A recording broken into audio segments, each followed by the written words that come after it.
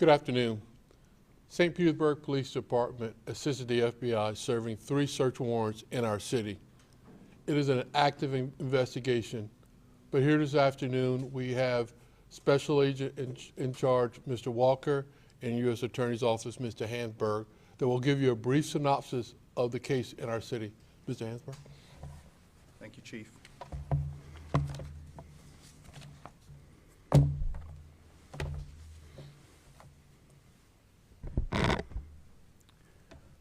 On Tuesday, a federal grand jury sitting in Tampa, Florida, returned an indictment charging Russian national Alexander Viktorovich Ionov with conspiring to use several U.S. persons as agents of Russia without prior notification to the Attorney General.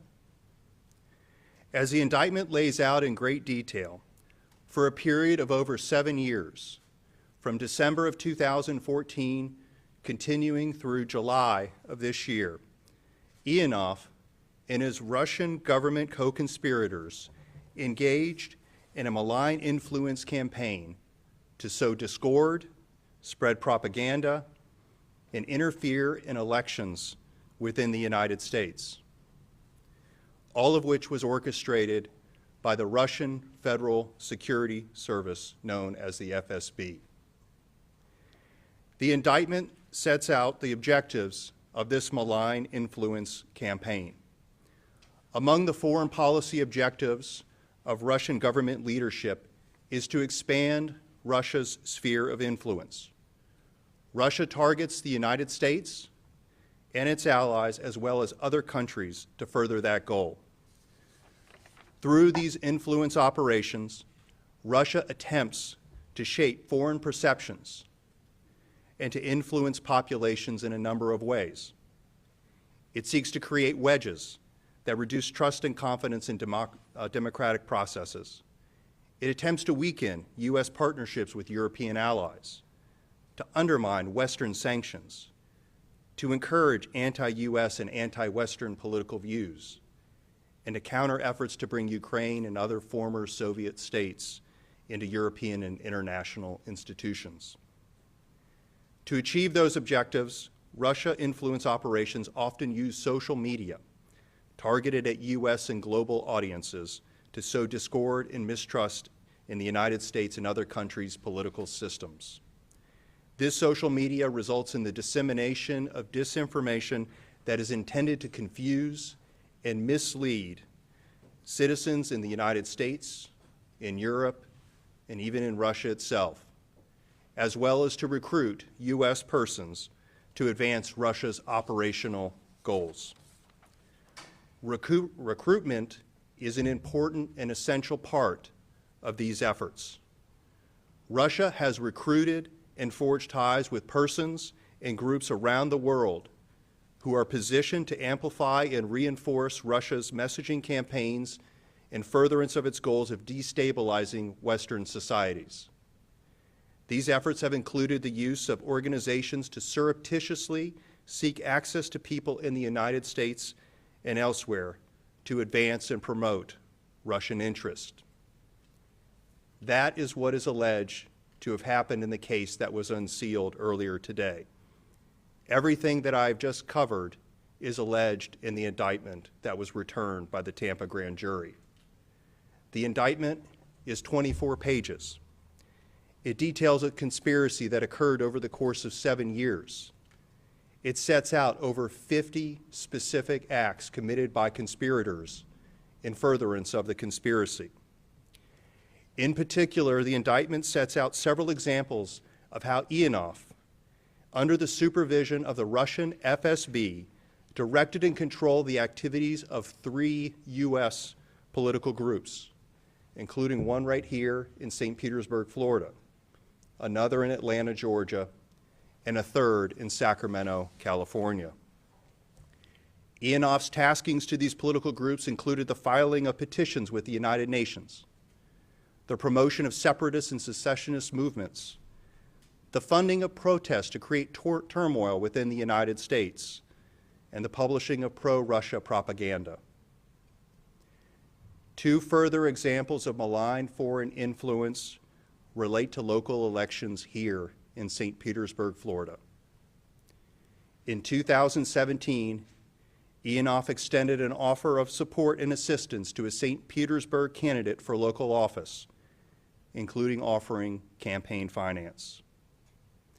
In 2019, Ionoff stepped up his efforts to interfere in St. Petersburg, Florida elections, reporting to the FSB that he had been consulting with a candidate every week and that he had personally sent money to the campaign as well as participated in a campaign fundraising event. Ionoff provided the FSB with a video of the local candidate delivering a campaign speech, and he reported on the percentage of votes the candidate received for the primary election. In September of 2019, Ionoff's FSB handler referred to the candidate's campaign as our election campaign, and Ionoff referred to the candidate as the candidate whom we supervise. Ionoff and the FSB continue to use these political groups to spread Russian propaganda in the wake of Russia's invasion of Ukraine. On February 24th of this year, the same day that Russia announced its invasion of the Ukraine, Ionoff reached out to leaders of the St. Petersburg group to inform them of the invasion. Ionoff later told the FSB that he had asked the St. Petersburg group for assistance in the information war unleashed by the West. On more than one occasion, the St. Petersburg group hosted Ionoff via video conference to discuss the invasion in front of an American audience. During these conferences, Ionoff spread Russia propaganda, falsely stating that anyone who supported Ukraine also supported Nazism and white supremacy. In March of this year, Ionoff used an Atlanta-based group to launch a protest against an American social media company that had placed content restrictions on posts supporting Russia's invasion of Ukraine. Ionoff paid for members of that group to travel from Atlanta to San Francisco to protest at the headquarters of that company, where they carried a Russian flag and signs designed by Ionoff.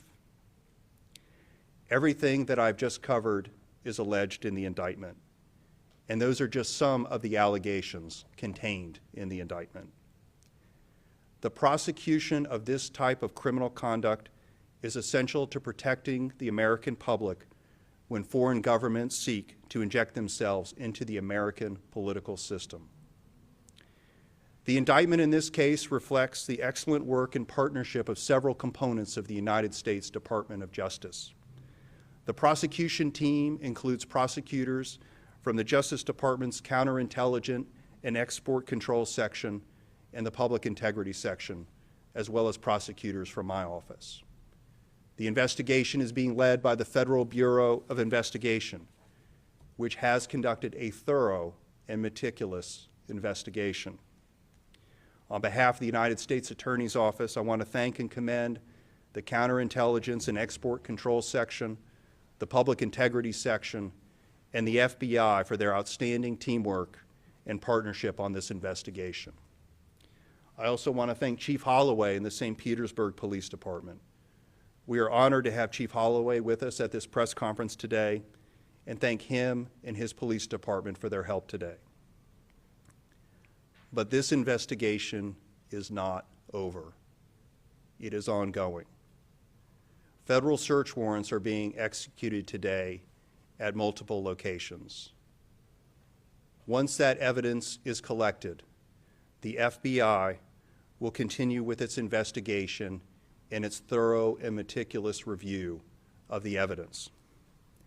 And my office and the other prosecutors on the case will do what we've already been doing on this case, which is we're going to work with our partners at the FBI to investigate these events and to continue to follow the evidence where it takes us. I'm now going to turn it over to FBI Special Agent in Charge, David Walker, who's going to talk about some law enforcement operations today. Thank you.